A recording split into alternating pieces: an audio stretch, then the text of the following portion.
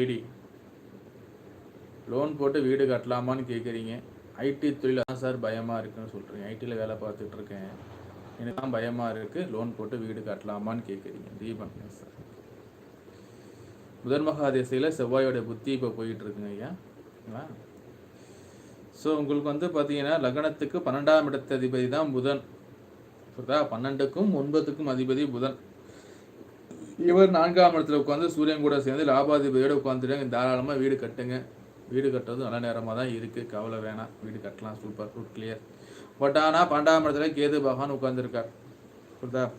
ஞானக்காரகன் 12ஆம் இடத்துல உட்காந்து நல்ல விஷயம் எடுத்தாலும் இவர் வந்து பார்த்தீங்கன்னா புதனோட வீட்டில் உட்காரும்போது வீடு கட்டுறது சில நேரங்களில் தடைகளை சந்திக்க வாய்ப்பு இருக்குது. கண்டிப்பாக வரும்னு சொல்ல முடியாதுங்க, சந்திப்பதற்கு வாய்ப்புகள் ஜாதக ரீதியாக இருக்குது.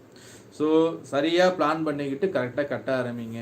வீடு கட்டுறீங்கன்னா முதல்ல என்ன பண்ணுங்கன்னா பிள்ளையார்பட்டி போயிட்டு கற்ப விநாயகருக்கு வீடு யார் பேரை போடுறோமோ அவர் பேரை அர்ச்சனை பண்ணிவிட்டு அந்த எம்பெருமான்